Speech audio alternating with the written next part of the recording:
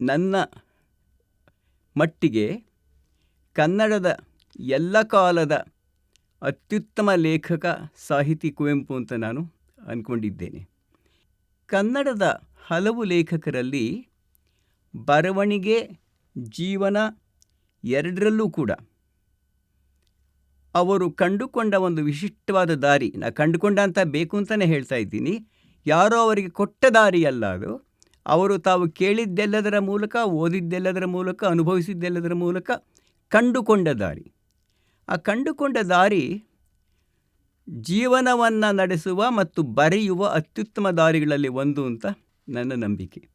ಅವರು ಅದನ್ನು ಸಮನ್ವಯ, ಸರ್ವೋದಯ ಮತ್ತು ಪೂರ್ಣ ದೃಷ್ಟಿ ಅನ್ನೋ 3 ಮಾತುಗಳಿಂದ ಬಳಸಿದ್ರು. ಬರೀ ಮಾತಷ್ಟೇ ಹೇಳಿದರೆ ಅದೇನೂ ಆಗ್ತಾನೇ ಇರಲಿಲ್ಲ. ಆದರೆ ಅವರ ಒಟ್ಟು ಬದುಕು, ಬರವಣಿಗೆ ಎಲ್ಲವೂ ಕೂಡ ಈ ಮಾತುಗಳ ಹಿನ್ನೆಲೆಯಲ್ಲಿ ರೂಪಿತವಾಗಿತ್ತು. ಅದರಲ್ಲೂ ಒಂದು ದೊಡ್ಡ ಆಶ್ಚರ್ಯ ಅಂದರೆ ತೀರ ಚಿಕ್ಕ ವಯಸ್ಸಿನಿಂದಲೂ ಅದು ಹಾಗೇ ರೂಪಿತವಾಗಿತ್ತು. ಸಮನ್ವಯ, ಪರಸ್ಪರ ವಿರುದ್ಧವಾದನ್ನು ಕೂಡ ಒಟ್ಟಿಗೆ ತರುವುದು ಹೇಗೆ ಅನ್ನೋ ಒಂದು ಪ್ರಶ್ನೆ ಅದು. ಹಾಗೆಯೇ ಸಮಾಜದಲ್ಲಿರುವ ಪ್ರತಿಯೊಬ್ಬ ವ್ಯಕ್ತಿಗೂ ತಾನಿರುವ ಸ್ಥಿತಿಯಿಂದ ಮತ್ತಷ್ಟು ಮೇಲಿನ ಸ್ಥಿತಿಗೆ ಬರುವಂತಹ ಒಂದು ಶಕ್ತಿ, ಯೋಗ್ಯತೆ ಇದೆ, ಅವಕಾಶ ಕೊಡಬೇಕು ಅಂತ ಅನ್ನೋದು. 3ನೇದು, ಯಾವುದೇ ಒಂದು ವಿಷಯದ ಬಗ್ಗೆ ನೀವು ಚರ್ಚೆ ಮಾಡಬೇಕಾದ್ರೂ, ಮಾತಾಡಬೇಕಾದ್ರೂ ಆ ವಿಷಯದ ಪರ ವಿರೋಧ ಎಲ್ಲವನ್ನು ನೋಡಿ, ಎಲ್ಲ ಮುಖಗಳನ್ನು ನೋಡಿ ಒಟ್ಟಾಗಿ ಅದನ್ನು ನೋಡಬೇಕೇ ಹೊರತು ಪಕ್ಷಪಾತ ದೃಷ್ಟಿಯಿಂದ, ಅವರೇ ಹೇಳೋ ಹಾಗೆ ಅಂಶದೃಷ್ಟಿಯಿಂದ ನೋಡಬಾರ್ದು ಅಂತ ಅನ್ನೋದು. ಈ 3 ನಂಬಿಕೆಗಳು ಅವರ ಬರವಣಿಗೆಯನ್ನು ನಡೆಸಿದ ರೀತಿ ಮತ್ತು ಆ ಬರವಣಿಗೆ ನಡೆಸೋಕೆ ಅವ್ರಿಗೆ ಹೇಗೆ ಆ ಒಂದು ಶಕ್ತಿ ಮತ್ತು ಆ ರೀತಿಯ ಒಂದು ಸಾಧ್ಯತೆಗಳು ಬಂತು ಅನ್ನೋದನ್ನು ನೋಡೋಣ. ಕುವೆಂಪು ಅವರ ಬಾಲ್ಯದ ಮಲೆನಾಡಿನ ಬದುಕು ಅವರ ಕೊನೆಯ ತನಕ ನಿಂತಿತು ಅಂತ ಕಾಣುತ್ತೆ. ಅವರ ಬಹುಪಾಲು ಕೃತಿಗಳಲ್ಲಿ ರಾಮಾಯಣ ದರ್ಶನವೂ ಸೇರಿದ ಹಾಗೆ, ಕವಿತೆಗಳೂ ಸೇರಿದ ಹಾಗೆ, ಕಾದಂಬರಿಗಳು ಸೇರಿದ ಹಾಗೆ ಮಲೆನಾಡಿನ ಆಚೆಗಿನ ಬದುಕು, 3-4 ಸುತ್ತಮುತ್ತಲ ಹಳ್ಳಿಗಳಾಚೆಗಿನ ಬದುಕು ಕಾಣಿಸ್ಕೊಂಡಿದ್ದು ಇಲ್ಲವೇ ಇಲ್ಲ ಅನ್ನೋಷ್ಟು ಕಮ್ಮಿ. ನಾಟಕಗಳೇ ಬಂದ್ರೂ ಬೆರಳಿಗೆ ಕೊರಳಲ್ಲೂ ಕಾಡು ಬರುತ್ತೆ, ಹಲವು ಕಡೆಗಳಲ್ಲಿ ಕಾಡು ಬರುತ್ತೆ. ಸ್ಮಶಾನ ಕುರುಕ್ಷೇತ್ರ ಅಂತ ಕೆಲವು ನಾಟಕದಲ್ಲಿ ಯುದ್ಧ ಭೂಮಿ ಬರೋದನ್ನು ಬಿಟ್ಟರೆ, ಈ ಮಲೆನಾಡು ಇದೆಯಲ್ಲ, ಅದನ್ನೇ ಇಟ್ಕೊಂಡು ಅವರು ಇಡೀ ಜಗತ್ತನ್ನು ಹೇಗೆ ಹೇಳಿದ್ರು. ಕುವೆಂಪು ಸಾಮಾನ್ಯವಾಗಿ ಒಂದು ಪದ ಬಳಸ್ತಾರೆ, ಯಾವುದೇ ಬರವಣಿಗೆ ಲೋಕಲ್ ಮತ್ತು ಕಾಸ್ಮಿಕ್ ಎರಡೂ ಆಗಿರುವ ಬಗೆ ಹೇಗೆ ಅಂತ. ಇದು ಸಾಹಿತ್ಯದ ಪ್ರಶ್ನೆಯೂ ಹೌದು, ನಮ್ಮ ದೃಷ್ಟಿಕೋನದ ಪ್ರಶ್ನೆ ಕೂಡ ಹೌದು. ನಾವು ಈ ಅಣುವನ್ನು ನೋಡಬೇಕಾದ್ರೂ, ಅತ್ಯಂತ ಚಿಕ್ಕದನ್ನು ಗಮನಿಸ್ತಾ ಇದ್ದಾಗಲೂ ಕೂಡ ಇಡೀ ಬೃಹತ್ತನ್ನು, ಇಡೀ ಜಗತ್ತನ್ನು ಒಟ್ಟಾಗಿ ನೋಡಿಕೊಂಡು ಅದರ ಹಿನ್ನೆಲೆಯಲ್ಲಿ ಇದನ್ನು ನೋಡೋದು ಹೇಗೆ ಅನ್ನೋ ಪ್ರಶ್ನೆನವರು ಕೇಳ್ಕೊಳ್ತಾ ಇದ್ರು. ಇದು ಮನುಷ್ಯ ಲೋಕವನ್ನು ನೋಡಬೇಕಾದ ದೃಷ್ಟಿ ಅಂತ ಅವರ ನಂಬಿಕೆ. ನಾವು ನಮ್ಮದನ್ನು ಇಟ್ಕೊಂಡು ನಮ್ದು ಅಷ್ಟೇ ನೋಡ್ಕೊಂಡು ನಮ್ದು ಆಚೆಗೇನೂ ಇಲ್ಲ ಅಂದ್ಕೊಂಡು ನಮ್ಮ ದೇಶ, ನಮ್ಮ ಭಾಷೆ, ನಮ್ಮೂರು, ನಮ್ಮ ಕೇರಿ ಅಂತ ಅಂದ್ಕೊಂಡು ಅದರ ಆಚೆಗೆ ಹೋಗದೇ ಇದ್ದರೆ ಅದು ಸಂಕುಚಿತಗೊಳ್ಳುವ ದಾರಿ. ಬದಲಾಗಿ ಅವರೇ ಹೇಳಿದ ಬಹಳ ಪ್ರಸಿದ್ಧವಾದ ಸಾಲುಗಳನ್ನು ಹೇಳೋದಾದರೆ, ಆಗು ನೀ ಅನಿಕೇತನ ಅನ್ನೋ ಮಾತಿದೆ ನೋಡಿ. ಆಗು ನೀ ಅನಿಕೇತನ ಒಂದು ರೀತಿಯ ಚಿಕ್ಕ ವಯಸ್ಸಲ್ಲೇ ಬರೆದಿರುವ ಕುವೆಂಪು ಅವರ ಪ್ರಯಾಣದ ಕಥೆ ಅದು. ಕನ್ನಡ, ಭಾರತ, ಸ್ವಂತ ಮನೆ, ಊರು ಇವೆಲ್ಲವನ್ನು ಮೀರು ಅನ್ನೋ ಒಂದು ಪ್ರಶ್ನೆ ಇದೆಯಲ್ಲ, ಅದೆಲ್ಲವನ್ನು ಬಿಟ್ಟು ಅನಿಕೇತನವಾಗು, ಎಲ್ಲೆಲ್ಲಿಯೂ ನಿಲ್ಲದಿರು, ಮನೆಯನೆಂದು ಕಟ್ಟದಿರು ಅನ್ನೋ ಮಾತಿದೆಯಲ್ಲ, ಈ ಆದರ್ಶ ಲೋಕಲ್ನ ಬಿಡದೆ ಕಾಸ್ಮಿಕ್ನ ಒಳಗೊಳ್ಳುವ ಒಂದು ದಾರಿ ಅದು. ಈ ಲೋಕಲ್ನ ಬಿಡದೆ ಕಾಸ್ಮಿಕ್ನ ಒಳಗೊಂಡಿದ್ದರಿಂದ ಏನಾಯಿತು ಅವರಿಗೆ ಎಷ್ಟನ್ನು ನೋಡೋಕ್ಕೆ ಸಾಧ್ಯವಾಯಿತು ಅನ್ನೋದು ಮತ್ತೆ ಅವರ ಬರವಣಿಗೆಯ ಪಯಣ. ಹಾಗೆಯೇ ಅವರು ಮಲೆನಾಡಲ್ಲಿ ಇದ್ಕೊಂಡೇ ಪ್ರಕೃತಿ ಮುಖವನ್ನು ಕಂಡರು, ಸಮಾಜದ ಮುಖವನ್ನು ಕಂಡರು, ಆಧ್ಯಾತ್ಮ ಮುಖವನ್ನು ಕಂಡರು ಅಂತ ಕಾಣುತ್ತೆ. ಒಂದು ಪ್ರಕೃತಿಯನ್ನು ಅದರ ಎಲ್ಲ ವಿವರಗಳಲ್ಲಿ ನೋಡುವುದರ ಮೂಲಕವೇ, ಪ್ರೀತಿಯಿಂದ ನೋಡುವುದರ ಮೂಲಕವೇ, ಮತ್ತೆ ಮತ್ತೆ ನೋಡೋದರ ಮೂಲಕವೋ ಅವರಲ್ಲಿ ಜೀವಕೇಂದ್ರಿತವಾದ ಭಾವನೆ ಹುಟ್ಟುಕೋತು. ಜೀವಕೇಂದ್ರಿತ ಮತ್ತು ಅದಕ್ಕೆ ಆಪೋಸಿಟ್ ಆದ ಮನುಷ್ಯ ಕೇಂದ್ರಿತ ಅಂತೀವಲ್ಲ, ಮನುಷ್ಯ ಮುಖ್ಯ. ನಾವು ಪ್ರೈಮರಿ ಸ್ಕೂಲಲ್ಲೋ ಮಿಡ್ಲ್ ಸ್ಕೂಲಲ್ಲೋ ಓದ್ತಾ ಇದ್ದಾಗ man is the crown of creation, ಇಡೀ ಜಗತ್ತನ್ನು ಮಾಡಿರೋದೇ ಮನುಷ್ಯನ ಸುಖಕ್ಕೋಸ್ಕರ ಅನ್ನೋ ಒಂದು ದೃಷ್ಟಿಕೋನ ಇದೆಯಲ್ಲ, ಅದನ್ನು ಮೀರುವ ಎಲ್ಲ ಪ್ರಾಣಿಯೂ ಎಲ್ಲ ಪ್ರಾಣವೂ ಮುಖ್ಯ ಅಂತನ್ನೋ ತಿಳುವಳಿಕೆ ಇದೆಯಲ್ಲ, ಎಲ್ಲ ಸಸ್ಯವೂ ಮುಖ್ಯ ಅನ್ನೋ ತಿಳುವಳಿಕೆ ಇದೆಯಲ್ಲ, ಅದು ಜೀವಕೇಂದ್ರಿತವಾದ ದೃಷ್ಟಿಕೋನ. ಇದು ಕುವೆಂಪು ಅವರಿಗೆ ಸಾಧ್ಯವಾಯಿತು, ಅದು ಮಲೆನಾಡಿನ ಸನ್ನಿಧಿಯಲ್ಲಿ ಸಾಧ್ಯವಾಯಿತು. ಹಾಗೆಯೇ ಪ್ರಕೃತಿಯನ್ನು ನೋಡಿದಾಗ ಈ ತಿಳುವಳಿಕೆ ಬರೋದಾದರೆ, ಸಮಾಜವನ್ನು ನೋಡಿದಾಗ ಈ ಜೀವಕೇಂದ್ರಿತ ದೃಷ್ಟಿಕೋನಕ್ಕೆ, ಈ ಲೋಕವನ್ನು ಒಳಗೊಳ್ಳುವ ದೃಷ್ಟಿಕೋನಕ್ಕೆ ಅಡ್ಡಿಯಾಗುವಂತಹ ಸಂಗತಿಗಳು ಏನು ಅನ್ನೋದು ಗೊತ್ತಾಯಿತು. ಜಾತಿ ಪದ್ಧತಿ ಗೊತ್ತಾಯಿತು, ಜಮೀನ್ದಾರಿ ಪದ್ಧತಿ ಗೊತ್ತಾಯಿತು, ಮನುಷ್ಯರ ದ್ವೇಷ ಗೊತ್ತಾಯಿತು. ಅಲ್ಲಂತೂ ಒಂದು ವಯಸ್ಸಲ್ಲಂತೂ ಕೂಡ ಅವರು ಯಾವುದು ಕೆಟ್ಟದ್ದು, ಯಾವುದು ಒಳ್ಳೆಯದು, ಯಾವುದು ನೈತಿಕ, ಯಾವುದು ಅನೈತಿಕ ಅನ್ನೋದ್ರ ಬಗ್ಗೆ ಒಂದು ಸ್ಪಷ್ಟವಾದ ಕಲ್ಪನೆಯನ್ನು ಬೇಡಿಕೊಂಡ್ರು. ಆಮೇಲೆ ಅದನ್ನು ಮೀರಿದ್ರು. ಅದನ್ನು ಆಮೇಲೆ ಹೇಳ್ತೀನಿ ನಾನು. ಈ ಲೋಕವನ್ನು ಕುರಿತ, ಮನುಷ್ಯ ಸ್ವಭಾವವನ್ನು ಕುರಿತ ನಂಬಿಕೆಗಳು, ಭಾವನೆಗಳಿದೆಯಲ್ಲ, ಅದನ್ನು ಮೀರೋದು ಹೇಗೆ? ಕಾನೂರು ಸುಬ್ಬಮ್ಮ ಹೆಗ್ಗಡತಿಯನ್ನು ನೋಡಿದ ರೀತಿಗೂ, ಗುತ್ತಿ ತಿಮ್ಮಿ ಪೀಂಚಲುಗಳನ್ನು ನೋಡಿದ ರೀತಿಗೂ ವ್ಯತ್ಯಾಸ ಏನಿದೆ? ಆ ಎರಡೂ ಕಾದಂಬರಿ ಒಟ್ಟಿಗೆ ಹೋದಾಗ ನಮಗೆ ಗೊತ್ತಾಗುತ್ತೆ. ಕುವೆಂಪು ಬರವಣಿಗೆ ಬೇರೆ ಬೇರೆ ಹಂತಗಳಲ್ಲಿ ಪರಿಪೂರ್ಣವಾಗಿದ್ದಾಗಲೂ ಅದನ್ನು ಮೀರಿ ಮತ್ತೊಂದು ಹೆಜ್ಜೆಯನ್ನು ತಲುಪ ಪ್ರಯಾಣವನ್ನು ಮಾಡ್ತಾನೇ ಇದ್ದರು ಅಂತ ಅನ್ನೋದಲ್ಲಿ ಗೊತ್ತಾಗುತ್ತೆ. ಮೂರನೇದು, ಅಲ್ಲಿ ಅವರು ಕಂಡುಕೊಂಡ ಮತ್ತೊಂದು ದೊಡ್ಡ ಸಂಗತಿ ಅಂತಂದರೆ, ಧರ್ಮ ಮತ್ತು ಆಧ್ಯಾತ್ಮಗಳ ನಡುವಿನ ವ್ಯತ್ಯಾಸ ಏನು ಅಂತ ಅನ್ನೋದು. ಅವರು ನಮ್ಮಲ್ಲಿ ಅನೇಕರು ನಂಬಿರುವ ಹಾಗೆ ಕುವೆಂಪು ಖಂಡಿತವಾಗಿಯೂ ನಾಸ್ತಿಕರಲ್ಲ. ಹಾಗನ್ಕೊಂಡು ಧರ್ಮನಿಷ್ಠರೋ ಅದಂತೂ ಅಲ್ಲವೇ ಅಲ್ಲ. ಸೊ ನಮಗೆ ಈ ಧರ್ಮವಿಲ್ಲದ ಒಂದು ಆಧ್ಯಾತ್ಮ ಇದೆಯಲ್ಲ, ಅದನ್ನು ಹೇಗೆ ಅರ್ಥ ಮಾಡಿಕೊಳ್ಳಬೇಕು, ಹೇಗೆ ರೂಪಿಸಿಕೊಳ್ಬೇಕು ಅನ್ನೋ ಕಲ್ಪನೆ ನಮ್ಮಲ್ಲಿ ಅನೇಕರಿಗಿಲ್ಲ. ಧರ್ಮ ಇಲ್ಲದೆ ಇದ್ದರೆ ನಾಸ್ತಿಕತೆ, ದೈವಭಕ್ತಿ ಇಲ್ಲದೇ ದೈವದ್ವೇಷ. ಇವೆರಡರ ನಡುವಿನ ಯಾವ ಸತ್ಯ ಇರ್ಬೋದು? ಕುವೆಂಪು ಈ ಹುಡುಕಾಟವನ್ನು ಕೂಡ ಮಲೆನಾಡಲ್ಲಿ ಮಾಡಿದ್ರು ಅಂತ ಕಾಣುತ್ತೆ. ಒಂದು ಕಡೆ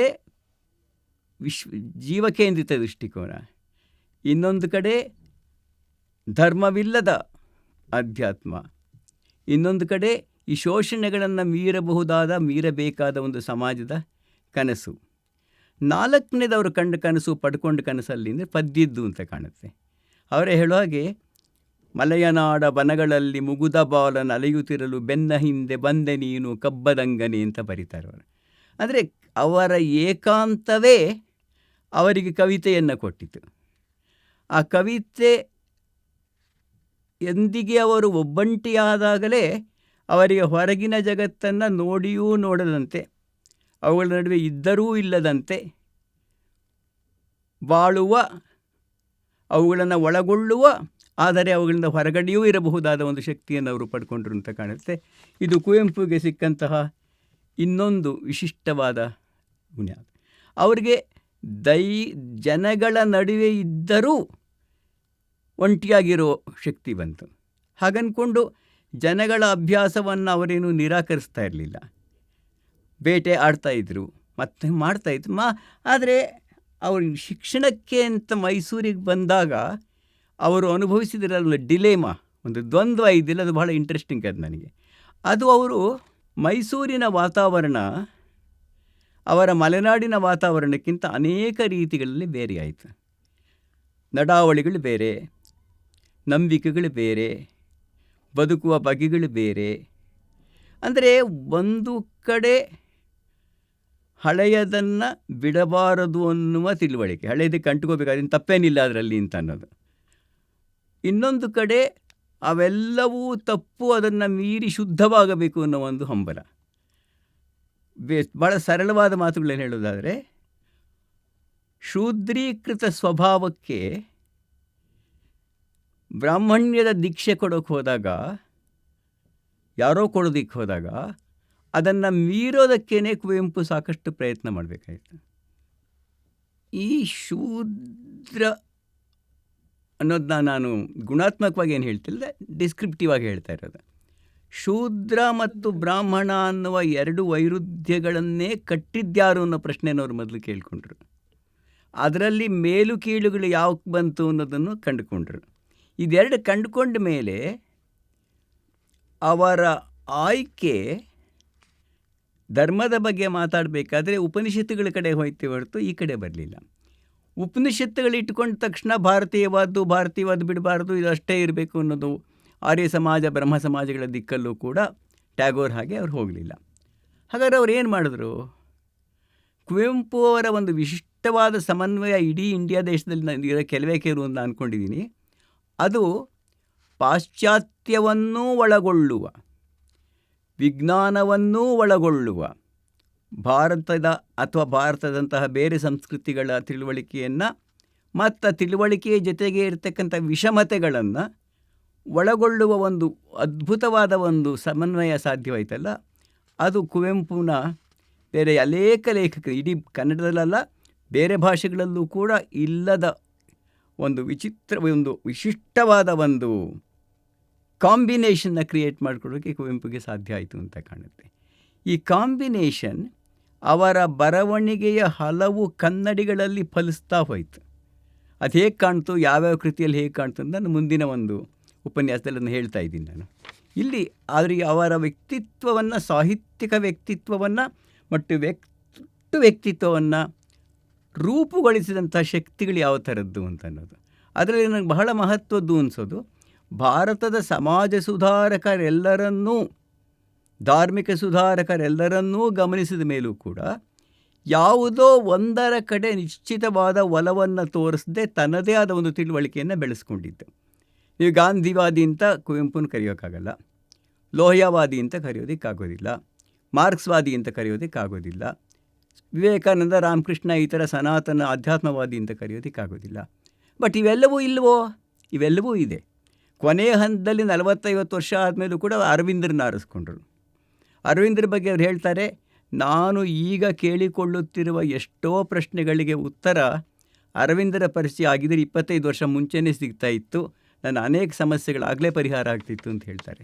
ಹೀಗೆ ಎಲ್ಲ ಕಡೆಯಿಂದಲೂ ಒಳಗೊಳ್ಳುವ, ಆದರೆ ಯಾವುದೇ ಒಂದಕ್ಕೆ ಅಂಟಿಕೊಳ್ಳದ ಈ ಒಂದು ಗುಣ ಇದೆಯಲ್ಲ, ಇದು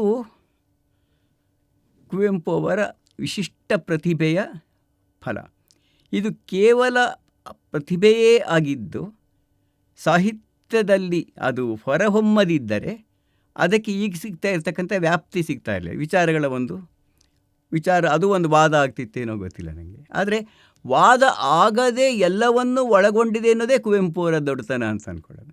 ಯಾವುದೋ ಒಂದರ ಪರವಾಗಿಲ್ಲದೆ ಎಲ್ಲವನ್ನೂ ಒಳಗೊಂಡು ಆ ಎಲ್ಲದರ ಮೂಲಕ ಒಂದು ಹೊಸ ತಿಳುವಳಿಕೆಯನ್ನು ಹುಟ್ಟಿಸ್ತು ಅಂತ. ಅದಕ್ಕೇ ಕುವೆಂಪು ಅವರಿಗೆ ಬಹಳ ಇಷ್ಟವಾದ ಒಂದು ಪದ ಅಂದರೆ ದರ್ಶನ ಅಂತ ಅನ್ನೋದು. ಈ ದರ್ಶನ ಅನ್ನೋದು ಹಿಂದೆ ಏನಿತ್ತು ಅನ್ನೋದನ್ನು ಹೇಳೋದಲ್ಲ, ಈಗ ಏನಿದೆ ಅನ್ನೋದನ್ನು ಹೇಳೋದಲ್ಲ, ಮುಂದೆ ಏನಿರಬೇಕು, ಏನಿರಬಹುದು, ಏನಿರದೇ ಇರಬಹುದು ಕೂಡ, ಆದರೆ ಏನಿರಬಹುದು ಅಂತ ಹೇಳೋದಿದೆಯಲ್ಲ, ಅದು ಕುವೆಂಪು ಅವರ ಕಂಡ ಹಲವು ಕನಸುಗಳಲ್ಲಿ ಅದನ್ನು ಮತ್ತೆ ನಾವು ನೋಡ್ಬೋದು ಅನಿಸುತ್ತೆ.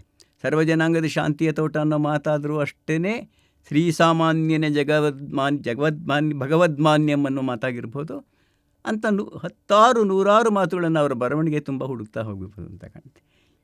ವೈದಿಕ ಸಂಸ್ಕೃತಿ ಮತ್ತು ಹಾಗಲ್ಲದ ಸಂಸ್ಕೃತಿಗಳ ನಡುವಿನ ದ್ವಂದ್ವ, ಶೋಷಣೆ, ಹುಳುಕು ಅದನ್ನೆಲ್ಲ ಕಂಡುಕೊಂಡೂ ಕಂಡುಕೊಂಡ ತಕ್ಷಣ ಏನಾಗುತ್ತೆ, ಅನೇಕ ಸಲಗಳಲ್ಲಿ ಧರ್ಮ ಅಂತ ನಾವು ಕರೀತಾ ಇರೋದರ ಚೌಕಟ್ಟು ಮೀರಿದಾಗ ನೀತಿ ಅನ್ನೋದನ್ನು ಕಂಡುಕೊಳ್ಳೋದು ಹೇಗೆ? ಇದು ನಮ್ಮ ಕಾಲದ ಈವನ್ ವಿಜ್ಞಾನವನ್ನು ಕೂಡ ಕೇಳಬೇಕಾದ ಬಹುದೊಡ್ಡ ಪ್ರಶ್ನೆ. ನಿಮಗೆಲ್ಲರಿಗೂ ಅದು ಅನುಭವಕ್ಕೆ ಬಂದಿರುತ್ತೆ. ನಂಬಿಕೆ ಇಲ್ಲದ ನೈತಿಕತೆಯ ಸ್ವರೂಪ ಯಾವುದು? ಮನುಷ್ಯರ ನಡುವಿನ ಮಾನವೀಯ ಸಂಬಂಧಗಳ ಮೂಲಕನೇ ಒಂದು ಭದ್ರವಾದ ನೈತಿಕತೆಯ ತಳಹದಿ ಹುಟ್ಟುತ್ತಾ, ಅಥವಾ ಶಿಸ್ತಿಂದ ಹುಟ್ಟುತ್ತಾ, ಹೆದರಿಕೆಯಿಂದ ಹುಟ್ಟುತ್ತಾ, ಯುದ್ಧದಿಂದ ಹುಟ್ಟುತ್ತಾ, ಇದ್ಯಾವುದರಿಂದ ಹುಟ್ಟುತ್ತಾ ಇದ್ರೆ ಏನು ಮಾಡೋದು, ಹೇಗೆ ಮಾಡೋದು? ಈ ಪ್ರಶ್ನೆ ಕುವೆಂಪು ಅವರು ಕೂಡ ಹಲವರ ಹಾಗೆ ಕೇಳಿಕೊಂಡರು ಅಂತ ಕಾಣುತ್ತೆ. ಅವರು ಒಂದು ಸಮನ್ವಯವನ್ನು ಅವೆಲ್ಲದರ ಮೂಲಕ ಒಂದು ತಿಳುವಳಿಕೆಯನ್ನು ಕಂಡುಕೊಳ್ಳೋಕ್ಕೆ ಪ್ರಯತ್ನ ಪಟ್ಟರು. ಈ ಪ್ರಯತ್ನ ಯಶಸ್ವಿ ಆಯಿತಾ? ಯಾರಿಗಾಯಿತು? ಆಗದೇ ಇದ್ರೆ ಯಾಕಾಗಲ್ಲ? ಆಗೋಕ್ಕೆ ಸಾಧ್ಯನೇ ಇಲ್ವಾ? ಮನುಷ್ಯನ ಸ್ವಭಾವದಲ್ಲೇ ಈ ಕ್ರೌರ್ಯ, ಹಿಂಸೆ, ಪಕ್ಷಪಾತ ಇಂಥ ದುರ್ಗುಣಗಳೇ ಇದೆಯೋ? ಹಾಗಾದರೆ ಹಂಗಿರೋದೇ ಆದರೆ ಇಷ್ಟೆಲ್ಲ ಮಾತುಗಳ ಅರ್ಥ ಏನು ಅನ್ನೋ ಪ್ರಶ್ನೆ ನನ್ನ ಎಲ್ಲರನ್ನೂ ಕಾಡ್ತಾ ಇರ್ತಕ್ಕಂಥ ಪ್ರಶ್ನೆನೇ. ಉತ್ತರ ಸುಲಭವಾಗಿ ಸಿಕ್ಕುತ್ತೆ ಅಂತ ಅನ್ನೋಕ್ಕಾಗಲ್ಲ. ಈವಿಲ್ ಮತ್ತು ಗುಡ್ ಅಂತ ಆ ಈವಿಲ್ ಮತ್ತು ಗುಡ್ ಅನ್ನೋದು ಯಾವುದು ಅನ್ನೋದ್ರ ಬಗ್ಗೆನೇ ಕುವೆಂಪು ಬದಲಾವಣೆ ಮಾಡ್ತಾ ಬಂದರು. ಅವರು ಭಾಳ ಸ್ಪಷ್ಟವಾಗಿ ಹೇಳಿದಾಗೆ, ಹಿಂದಿನವರು ಹೇಳಿದ್ದಕ್ಕೆ ತೋರಿಸುವ ವಿಧೇಯತೆಯೇ ನೈತಿಕತೆಯಾಗೋದಾದರೆ ಅಂಥ ನೈತಿಕತೆ ನನಗೆ ಬೇಡ. ಎಂದೋ ಮನು ಬರೆದಿಟ್ಟಿದುಂದೆಮಗೆ ವಿಧಿಯೇನು ಅಂದಾಗ, ಅಥವಾ ನಮ್ಮೆದೆಯೇ ನಮಗೆ ಮನು, ನನ್ನ ಮನು ನಿನಗೆ ನೀನು ಅಂತಂದಾಗ, ಸಹಜವಾಗೇ ಕುವೆಂಪು ನಾಸ್ತಿಕವೂ ಅಲ್ಲದ, ಆಸ್ತಿಕವೂ ಅಲ್ಲದ, ಭಯಮೂಲವೂ ಅಲ್ಲದ ಒಂದು ಧರ್ಮವನ್ನು ಕಂಡುಕೊಳ್ಳೋಕ್ಕೆ ಪ್ರಯತ್ನ ಪಡ್ತಾಯಿದ್ರು.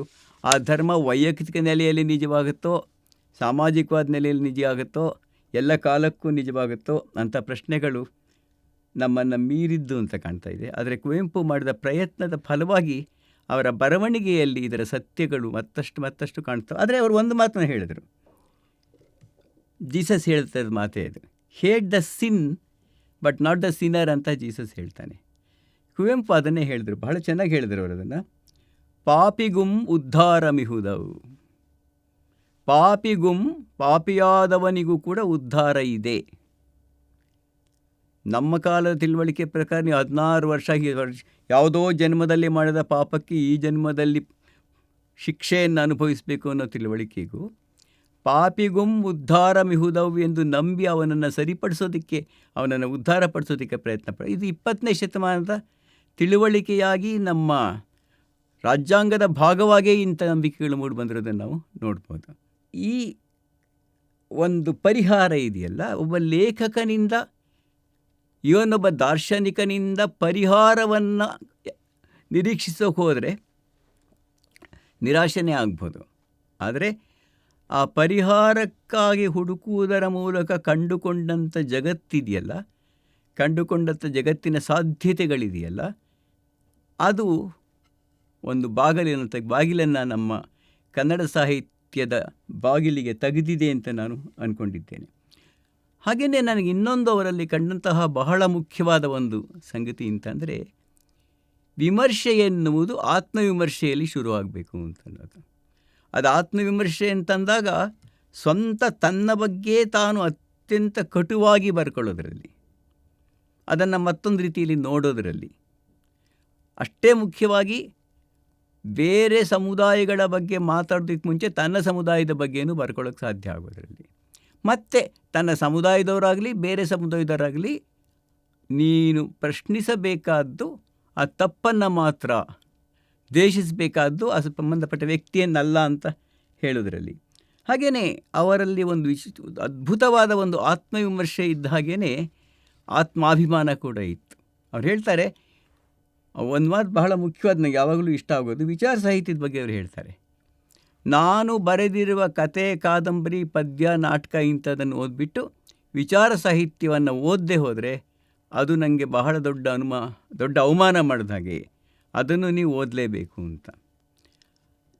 ಹಾಗೆಯೇ ಇನ್ನೊಂದು ಮಾತು ಹೇಳ್ತಾರೆ, ನಿಮಗೆ ತಪ್ಪು ದಾರಿ ತೋರಿಸುವವರನ್ನು ನೀವು ಬೈಯೋ ಹಾಗೇ ತಪ್ಪು ದಾರಿ ಹೋಗ್ತಿದ್ದೀವಲ್ಲ, ಗೊತ್ತಿದ್ದು ಅದನ್ನೇ ಮತ್ತೆ ಮಾಡ್ತಾ ಇದ್ದೀವಲ್ಲ, ಮತ್ತಷ್ಟು ಮೂಢನಂಬಿಕೆ ಬೆಳೆಸ್ಕೊತಿದ್ದೀವಲ್ಲ, ಅದು ನಿಮ್ಮ ಹಣೆಗೆ ನೀವು ಗುಂಡು ಹಾಕ್ಕೋಬೇಕು ಅನ್ನೋ ಮಾತನ್ನು ಹೇಳ್ತಾರೆ. ಹೀಗೆ ಕುವೆಂಪು ಏಕಕಾಲದಲ್ಲಿ ಸಾಹಿತ್ಯದ ಬಗ್ಗೆನೂ ಇದೇ ನಿಲುವನ್ನು ಪಡ್ತಾಡಿದ್ದರು.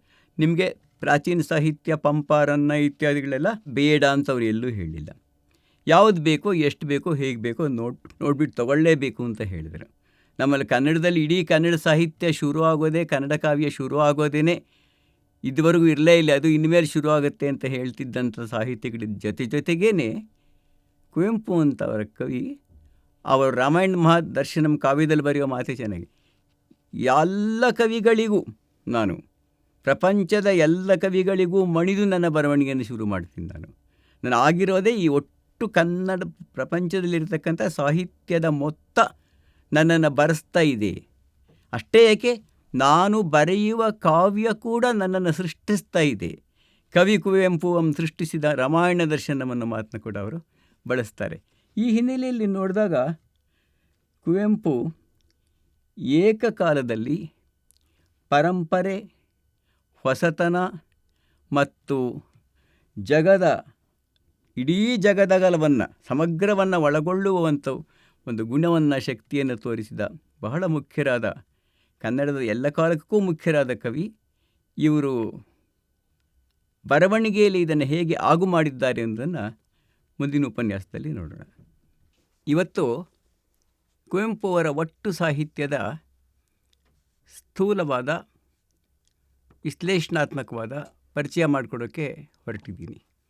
ಇಂಥ ಪ್ರಯತ್ನನ ನಾನು ಮಾತ್ರ ಅಲ್ಲ, ಸುಮಾರು 70-80 ವರ್ಷಗಳಲ್ಲಿ ಕರ್ನಾಟಕದ ಯಾರು ಮಾಡಿದ್ರೂ ಕೂಡ, ಯಾವ ವ್ಯಕ್ತಿ ಮಾಡಿದ್ರೂ ಕೂಡ, ಯಾವ ಕಾಲ ಮಾಡಿದ್ರೂ ಕೂಡ, ಯಾವ ಸಮುದಾಯ ಮಾಡಿದ್ರೂ ಕೂಡ ಅದು ಬಹುಮಟ್ಟಿಗೆ ಕುರುಡರ ಆನೆ ನೋಡೋ ಕತೆ ಅಂತ ಹೇಳ್ತಾರಲ್ಲ, ಆ ಕತೆ ಹಾಗೆ ಆಗಿದೆ. ಯಾಕೆಂದರೆ ಪ್ರತಿಯೊಬ್ಬರೂ ಕೂಡ ಕುವೆಂಪು ಅವರ ಒಟ್ಟು ಬರಹದಲ್ಲಿ ತಮಗೇನು ಬೇಕೋ, ಎಷ್ಟು ಬೇಕೋ ಅಷ್ಟನ್ನ ತಗೊಂಡು ಮಿಕ್ಕಿದ್ದನ್ನು ಸ್ವಲ್ಪ ಪಕ್ಕಕ್ಕೆ ಇಟ್ಟಾಗ ತಿಳುವಳಿಕೆ ಇದೆಯಲ್ಲ, ಒಟ್ಟು ದರ್ಶನ ಇದೆಯಲ್ಲ, ಅದನ್ನು ಗ್ರಹಿಸೋದಕ್ಕೆ ಯಾವಾಗಲೂ ಅನ್ಯಾಯ ಆಗ್ತಾನೇ ಇರುತ್ತೆ. ಅಥವಾ ಅನ್ಯಾಯ ಅನ್ನೋದ್ರ ಬದಲು ಬೇಕಾದರೆ ಅಪೂರ್ಣತೆ ಅಂತ ಇಟ್ಕೊಳ್ಳೋಣ. ಇದು ಸಮಾಜದ ಚರಿತ್ರೆಯ ಬೇರೆ ಬೇರೆ ಕಾಲದಲ್ಲಿ ಅವ್ರನ್ನ ಬೇರೆ ಬೇರೆ ಥರ ತಗೊಂಡಿದ್ದಾರೆ. ಬೇರೆ ಬೇರೆ ಸಮುದಾಯಗಳು ಪ್ರಬಲವಾದ ಕಾಲದಲ್ಲಿ ಅವರವರಿಗೆ ಅನುಕೂಲವಾಗೋ ಹಾಗೆ ತಗೊಂಡಿದ್ದಾರೆ. ಬೇರೆ ಬೇರೆ ರೀತಿಯಲ್ಲಿ ಯೋಚನೆ ಮಾಡ್ತಕ್ಕಂಥ ಚಿಂತಕರು, ಲೇಖಕರು ತಮಗೆ ಹೇಗೆ ಬೇಕೋ ಹಾಗೆ ತಗೊಂಡಿದ್ದಾರೆ. ಹೀಗೆ ಹೇಗೆ ಬೇಕೋ ಹಾಗೆ ಬಿಡೋ ಕೆಲಸದಲ್ಲಿ ತಮಗೆ ಬೇಡವಾದ್ದನ್ನು ಪೂರ್ತ ಪಕ್ಕಕ್ಕೆ ಇಟ್ಬಿಡೋ ಅಂಥ ಒಂದು ಪ್ರಯತ್ನ ನಡೀತಾ ಇರುತ್ತೆ. ಆಗ ಒಟ್ಟು ಕುವೆಂಪು ಏನಾಗಿದ್ದರು, ಏನು ಹೇಳಿದರು ಅನ್ನೋ ಪ್ರಶ್ನೆಗೆ ಉತ್ತರ ಸಿಕ್ಕೋದು ಯಾವಾಗಲೂ ಒಬ್ಬ ಮಹಾಕವಿ ವಿಚಾರದಲ್ಲಿ ನಿಜ ಅಂತ ಕಾಣುತ್ತೆ. ಒಬ್ಬ ಮಹಾಕವಿಗೆ ಅರ್ಥ ಅನ್ನೋದು ಅವನು ಇಟ್ಟದ್ದು ಮತ್ತು ನಾವು ಕೊಟ್ಟದ್ದು ಎರಡೂ ಸೇರಿ ಆಗಿರುತ್ತೆ. ಆ ಇಡುವ ಕಾಲ ಅದೇ ಆಗಿದ್ದು, ಕೊಡುವ ಕಾಲ ಬದಲಾಗ್ತಾ ಹೋದಾಗೆ ಅರ್ಥವೂ ಕೂಡ ಬೇರೆ ಬೇರೆ ನೆರಳುಗಳನ್ನು, ಛಾಯೆಗಳನ್ನು ತಗೊಳ್ತಾ ಹೋಗುತ್ತೆ ಅಂತ ಕಾಣುತ್ತೆ. ಹಾಗಾಗಿ ನಾವು ಸಮಗ್ರ ಪ್ರಯತ್ನವೂ ಕೂಡ ಎಷ್ಟೋ ಸಲ ಆಂಶಿಕ ಪ್ರಯತ್ನವೇ ಆಗಿರುತ್ತೆ. ಅಲ್ಲದೆ 1 ಗಂಟೆ ಕಾಲದಲ್ಲೋ 1 ವರ್ಷದ ಕಾಲದಲ್ಲೋ ಕುವೆಂಪುನ ಹಾಗೆ ಸಂಪೂರ್ಣವಾಗಿ ಗ್ರಹಿಸೋದು ಅನ್ನೋದು ಕೂಡ ಒಂದು ದೊಡ್ಡ ಮಹತ್ವಾಕಾಂಕ್ಷೆನೇ ಇರಲಿ. ಆಗಲೇ ನಾನು ಹೇಳಿದ ಹಾಗೆ ಕುವೆಂಪು ಅವರು ಸಾಹಿತ್ಯದ ಎಲ್ಲ ಪ್ರಕಾರಗಳಲ್ಲೂ ಹೆಚ್ಚು ಕಮ್ಮಿ ಬರವಣಿಗೆ ಬರೆದಿದ್ದಾರೆ. ಪತ್ರ ಸಾಹಿತ್ಯ ಅಂತೀವಿ, ಪತ್ರ ಸಾಹಿತ್ಯ ಅಂತ ಒಂದು ಪುಸ್ತಕ ಬರೆದೇ ಇದ್ದರೂ ಕೂಡ ಅವರು ಕುವೆಂಪು ಅವರ ಆತ್ಮಚರಿತ್ರೆ ಒಳಗಡೆ ಅವರು ತುಂಬ ಚಿಕ್ಕ ವಯಸ್ಸಲ್ಲೇ ಬರೆದ ಅನೇಕ ಪತ್ರಗಳನ್ನು ಕೊಟ್ಟಿದ್ದಾರೆ. ಆ ಪತ್ರಗಳನ್ನ ಮತ್ತು ಆತ್ಮಚರಿತ್ರೆನ ಪರಸ್ಪರ ಹೋಲಿಸಿ ನೋಡಿದಾಗ ನಮಗೆಷ್ಟೋ ಬೇರೆ ರೀತಿಯ ತಿಳುವಳಿಕೆ ಬರುತ್ತೆ ಅಂತ ಕಾಣುತ್ತೆ. ಒಂದೇ ಘಟನೆಯನ್ನು ಆಗ ನೋಡಿದ್ದು, ಅದನ್ನೇ ಈಗ ನೋಡಿದ್ದು, ಅವೆರಡರ ನಡುವಿನ ದೃಷ್ಟಿಕೋನದಲ್ಲಾಗಿರೋ ಬದಲಾವಣೆ ಏನು ಕಾರಣ ಅನ್ನೋ ಪ್ರಶ್ನೆ ನಮ್ಮಲ್ಲಿ ಹುಟ್ಟೋ ಹಾಗೆ ಅವರು ಬರಿತಾ ಹೋಗ್ತಾರೆ. ಇರಲಿ.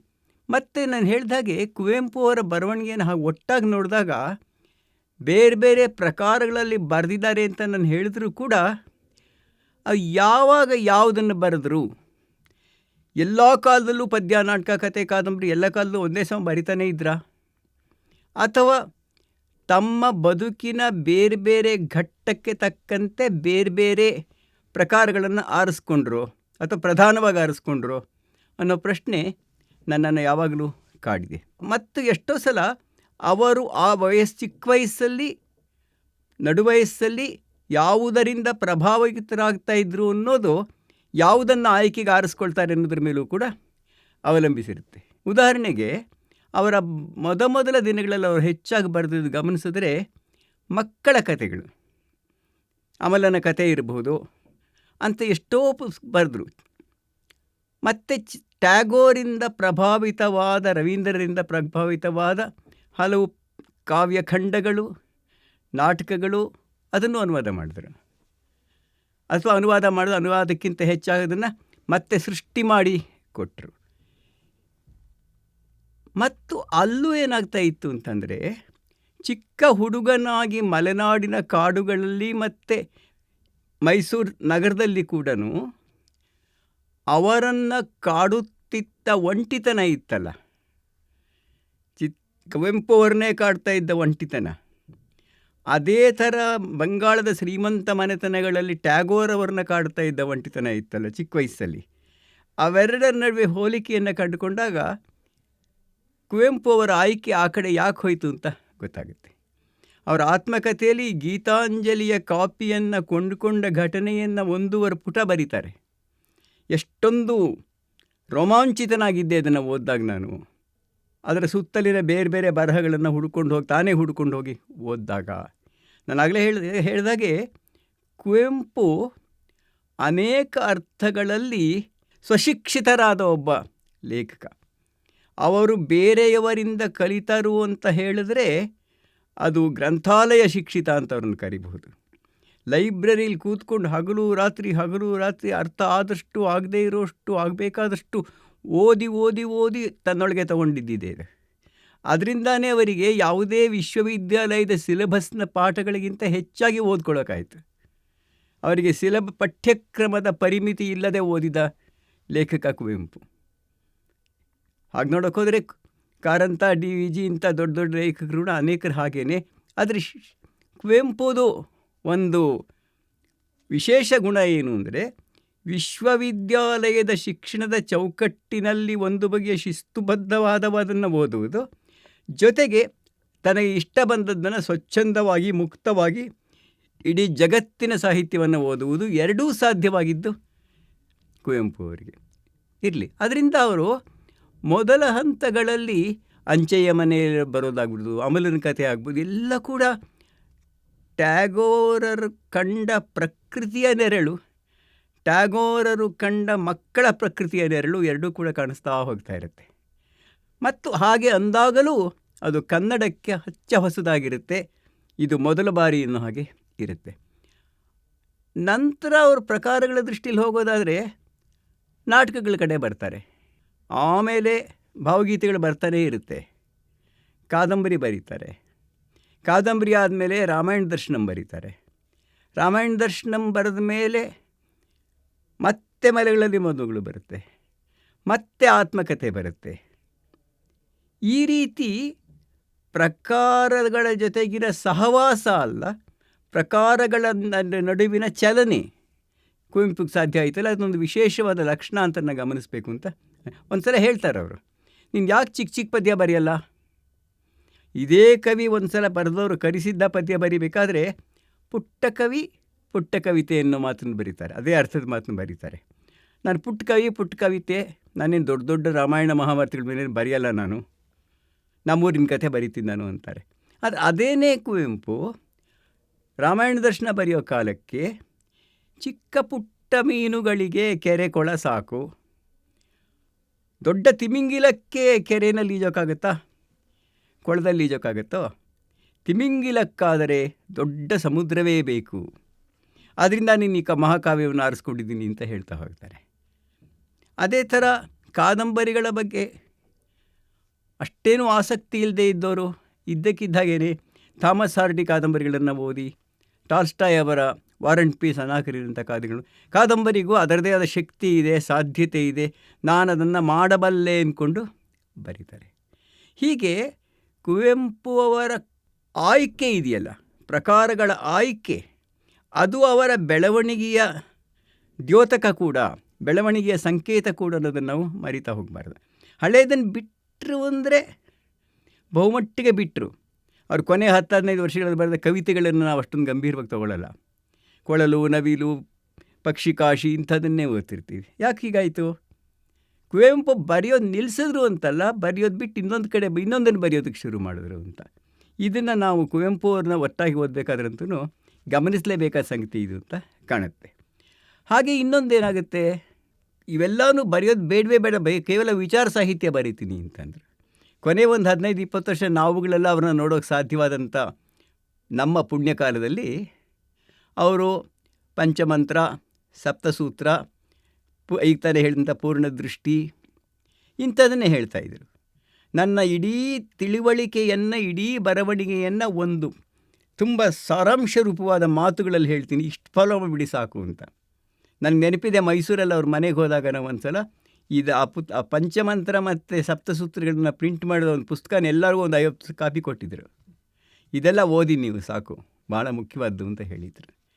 ಹೀಗಾಗಿ ಈ ಕುವೆಂಪು ಅವರ ಬರವಣಿಗೆಯ ಬೆಳವಣಿಗೆಗೂ ಅವರ ಒಳಗಿನ ಬೆಳವಣಿಗೆಗೂ ಇರೋ ಸಂಬಂಧದ ಬಗ್ಗೆ ನಾವು ಸ್ವಲ್ಪ ಗಮನಿಸ್ತಾ ಅವರ ಒಟ್ಟು ಬರವಣಿಗೆಯನ್ನು ಓದ್ತಾ ಹೋಗಬೇಕು ಅಂತ ಕಾಣುತ್ತೆ. ಅದೇ ಕ್ರಮದಲ್ಲಿ ಓದಬೇಕು ಅಂತಲ್ಲ, ಓದಬೇಕಾದ್ರೆ ತಲೆ ಹಿಂದಲೇ ಇರಬೇಕು. ಈಗ ನಾನು ಸ್ವಲ್ಪ ಕಾವ್ಯದ ಕಡೆ ಮೊದಲು ಗಮನ ಕೊಡೋಕ್ಕೆ ಇಷ್ಟಪಡ್ತೀನಿ. ಕಾವ್ಯ ಅಂದರೆ ಕವಿತೆ, ಕಾವ್ಯ ಸ್ವಲ್ಪ ನಂತರ ಹೋಗೋಣಂತೆ. ಕುವೆಂಪು ಇನ್ನೂ ಒಂದು ಮಾಡಿದ್ದಾರೆ. ಕವನಗಳು ಬರೆದಾಗಲೂ ಕೂಡ ಒಂದು ವಸ್ತುವಿಗೆ ಒಂದು ಬಗೆಯ ಕವನ ಬರೀತಾರೆ. ಅಂದರೆ ಸಮಾಜಕ್ಕೆ ಸಂಬಂಧಪಟ್ಟ ಪದ್ಯಗಳು ಅಂತ ಇಟ್ಕೊಳ್ಳೋಣ. ಸಮಾಜದಲ್ಲಿ ಆಗ್ತಿರ್ತಕ್ಕಂಥ ಅನ್ಯಾಯಗಳು, ಶೋಷಣೆಗಳು, ಧರ್ಮದ ಇಂಥದ್ದಿದ್ದಾಗ ಕೋಗಿಲೆ ಮತ್ತು ಸೋವಿಯತ್ ರಷ್ಯಾ ಅನ್ನೋ ಒಂದು ಸಂಕಲನದಲ್ಲಿ ಎಲ್ಲ ಪದ್ಯ ತರ್ತಾರೆ. ಪಕ್ಷಿಕಾಶಿ, ನವಿಲು ಇಂಥ ಸಂಕಲನದಲ್ಲಿ ಅವರು ತರುವುದು ಹೆಚ್ಚಾಗಿ ಪ್ರಕೃತಿಯನ್ನು ಕುರಿತ ಪದ್ಯಗಳು. ಹಾಗೆಯೇ ಪ್ರೇಮ ಕಾಶ್ಮೀರ, ಜೇನಾಗುವ, ಚಂದ್ರಮಂಚಿಕೆ ಬಾಚಕೋರಿ ಇಂಥ ಸಂಕಲನಗಳಲ್ಲಿ ಪ್ರಣಯ ಕವಿತೆಗಳದೇ ಬಾಹುಳ್ಯ ಇರೋದನ್ನು ನೋಡ್ತೀವಿ. ಕೋಗಿಲೆ ಮತ್ತು ಸೋವಿಯತ್ ರಷ್ಯಾ ಇನ್ನೊಂದು ಥರದ್ದು. ಹಾಗೆಯೇ ಪಾಂಚಜನ್ಯ ದೇಶಭಕ್ತಿ ಕವಿತೆಗಳನ್ನೇ ಒಳಗೊಳ್ತಾ ಹೋಗುತ್ತೆ. ಹಾಗಾಗಿ ಇದೆಲ್ಲ ಒಟ್ಟೊಟ್ಟಿಗೆ ಕೂತ್ಕೊಂಡು ಒಂದೇ ಟೈಮಿಗೆ ಬರೆದ್ರು ಅವರು? ಅದು ಅಲ್ಲ. ಕುವೆಂಪು ಅವರು ಕವನ ಸಂಕಲನಗಳನ್ನು ವಿಭಾಗ ಮಾಡ್ತಿದ್ರಲ್ಲ, ಅದರ ಹಿಂದೆಯೇ ಒಂದು ವಿಶಿಷ್ಟವಾದ ಲಾಜಿಕ್ ಇರ್ತಾ ಇತ್ತು. ಈ ವಸ್ತುವಿಗೆ ಸಂಬಂಧಪಟ್ಟ ಪದ್ಯಗಳೆಲ್ಲ ಈ ಸಂಕಲನದಲ್ಲಿದೆ, ಇನ್ನೊಂದು ಯಾವುದೋ ವಸ್ತುವಿಗೆ ಸಂಬಂಧಪಟ್ಟ ಸಂಕಲನಗಳು ಇನ್ಯಾವುದೋ ಒಂದು ಕಡೆ ಇದೆ ಅನ್ನುವ ಓದಿಗೆ ಒಂದು ಸೂಚಕವಾಗುವಂತೆ ಸಂಕಲನಗಳನ್ನು ಅವರು ಅರೇಂಜ್ ಮಾಡ್ತಾಯಿದ್ರು. ಕೆಲವು ಸಲ ಪ್ರಶ್ನೆ ಕೇಳಿದ್ರೆ ಹೇಳ್ತಾನೂ ಇದ್ದರು, ನೀವು ಸ್ವಾತಂತ್ರ್ಯ ಹೋರಾಟದಲ್ಲಿ ಭಾಗವಹಿಸ್ತಾನೇ ಇಲ್ವಲ್ಲ, ಸುಮ್ಮನೆ ಮನೆಯಲ್ಲೇ ಕೂತಿರ್ತೀರಲ್ಲ ನೀವು. ಅವ್ರು ಹೇಳಿದ್ರು, ನಾನು ಏನು ಮಾಡಬೇಕು ಅದನ್ನು ಮನೇಲಿ ಕೂತ್ಕೊಂಡೇ ನನ್ನ ಬರವಣಿಗೆ ಮೂಲಕನೇ ಮಾಡ್ತಾಯಿದ್ದೀನಿ. ನಾನು ದೇಶಭಕ್ತಿಯ ಬಗ್ಗೆ ನಾನೇನು ಮಾಡಿದ್ದೀನಿ, ನನ್ನ ಆಸಕ್ತಿ ಏನು ಅಂತ ಗೊತ್ತಾಗಬೇಕಾದ್ರೆ ನನ್ನ ಪಾಂಚಜನ್ಯ ಸಂಗ್ರಹದ ಕವಿತೆಗಳನ್ನು ಓದಿ, ಅಲ್ಲಿ ನಾನು ಬರೆದಿರೋ ಪದ್ಯಗಳು ನೀವು ಬೀದಿಲಲ್ಲಿ ಮೆರವಣಿಗೆ ಮಾಡೋದಕ್ಕಿಂತ ಹೆಚ್ಚಿನದನ್ನು ಸಾಧನೆ ಮಾಡಿವೆ ಅಂತ ಹೇಳ್ತಾಯಿದ್ರು. ಕುವೆಂಪಿಗೆ ಯಾವಾಗಲೂ ಕೂಡ ಇದು ಬಹಳ ಮುಖ್ಯವಾದ್ದು. ಕ್ರಿಯೆ ಒಳಗಡೆ ನಿಷ್ಕ್ರಿಯೆ ಇರ್ಬೋದು ಎಷ್ಟೋ ಸಲ, ಇನ್ನಷ್ಟು ಸಲ ನಿಷ್ಕ್ರಿಯೆ ಒಳಗಡೆನೂ ಕ್ರಿಯೆ ಇರ್ಬೋದು. ನಿಷ್ಕ್ರಿಯೆ ಅಂದ್ಕೊಂಡಿದ್ದು ನಿಷ್ಕ್ರಿಯೆ ಆಗಿರೋದಿಲ್ಲ, ಅದು ಕ್ರಿಯೆಯೇ ಆಗಿರುತ್ತೆ. ಕುವೆಂಪು ತಾನು ಮಾಡ್ತಾ ಇದ್ದ ಕೆಲಸಗಳ ಬಗ್ಗೆ ಅವರಿಗೆ ಈ ರೀತಿಯ ಖಚಿತವಾದ ನಂಬಿಕೆ ಇತ್ತು.